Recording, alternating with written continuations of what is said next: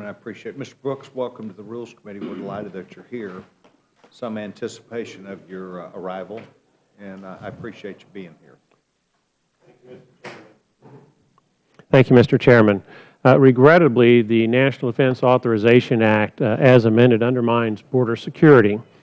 During the early morning sleep-deprived portion of the House Armed Services Committee markup for the National Defense Authorization Act, Congressman Ruben Gallego offered an amendment that states in substance, quote, "It is the sense of the House of Representatives that the Secretary of Defense should review," end quote, "applicable law," quote, "for the purpose of making a determination and authorization that," end quote, "DACA illegal aliens are vital to the national interest and therefore eligible for," quote, "enlistment in the armed forces," end quote.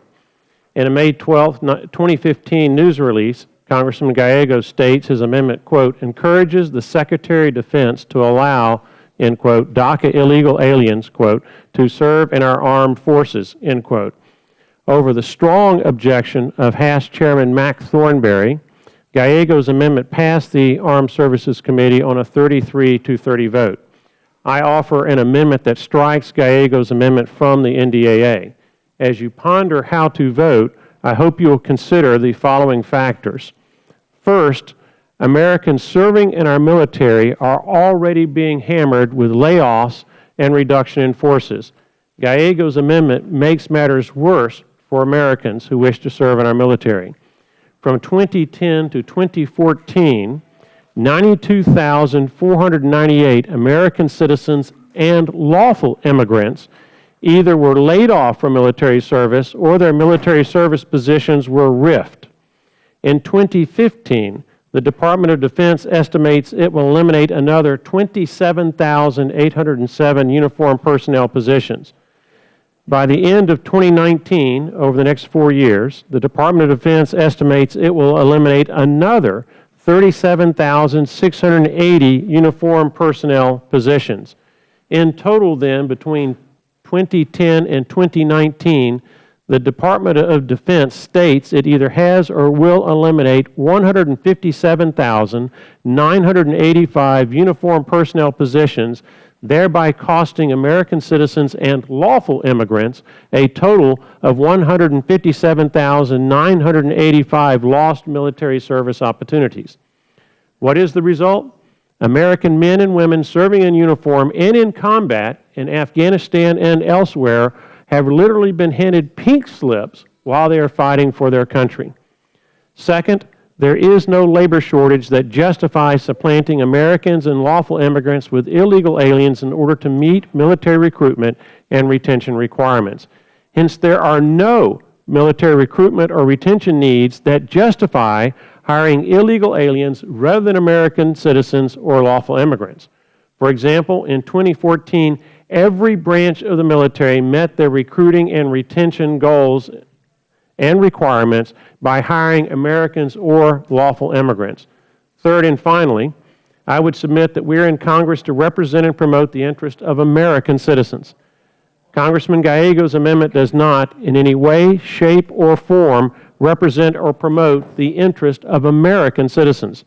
To the contrary, I'd submit that Gallego's amendment betrays Americans by encouraging the Secretary of Defense to hire illegal aliens rather than Americans.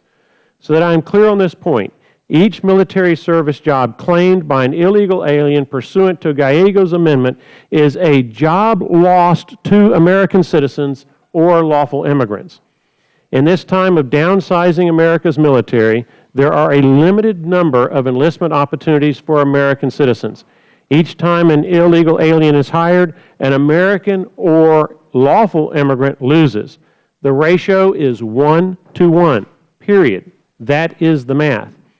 In consideration of the foregoing, I ask the Rules Committee to either approve a self-executing amendment that strikes the Gallego amendment from the NDAA, thereby correcting the erroneous decision of the House Armed Services Committee, or in the alternative, I ask that my amendment to strike the Gallego amendment be ruled in order. Mr. Chairman, I yield back. Thank you very much.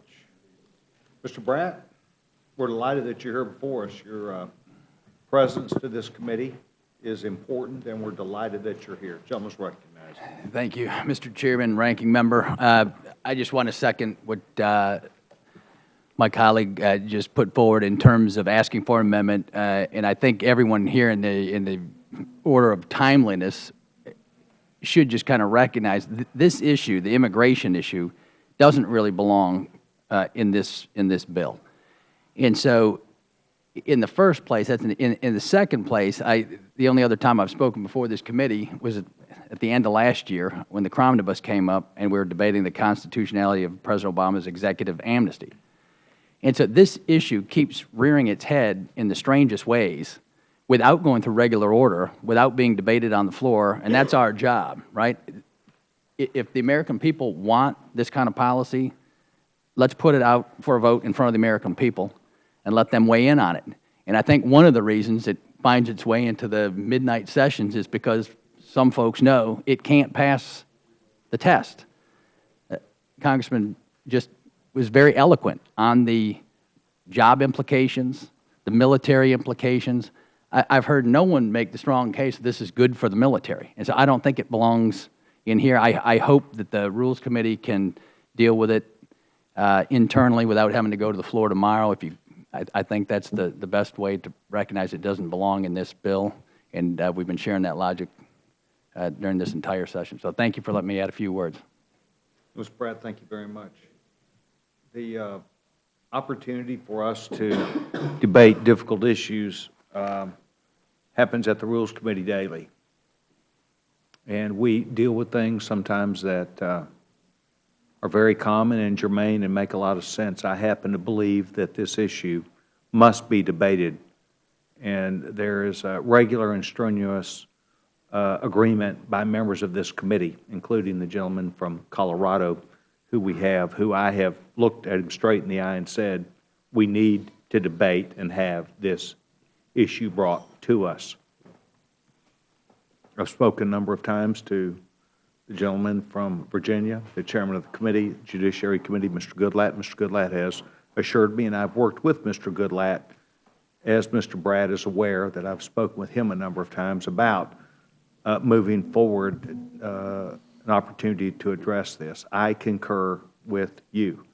I do understand what Mr. Brooks is saying, and I appreciate both you being here. You're not responding because you want to. You're responding because you need to. And we will take this matter up, and I appreciate your help and appreciate you being here. Gentleman from Texas, Dr. Burgess, recognized.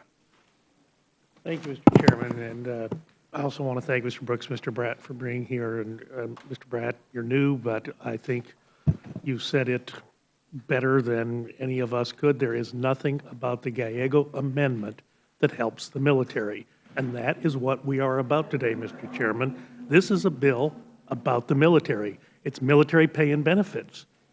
It is to determine the future course of the defense of our nation. This debate does not belong superimposed upon the NDAA. I trust, Mr. Chairman, we can find a way to work through this. I do not wish to see the entire bill that Mr. Thornberry has worked so hard to achieve put at risk because of the inclusion of an inadvised amendment by Mr. Gallego. Mr. Brooks has done what he feels is necessary for the protection of his country, and I appreciate that, but the amendment does not belong in this bill in the first place. So I thank all of you for being here today, and yield back to the chairman. Yes, sir, and I thank you. As I had previously stated, that I've received an outpouring of member thoughts on this, and I think you've both represented your position well.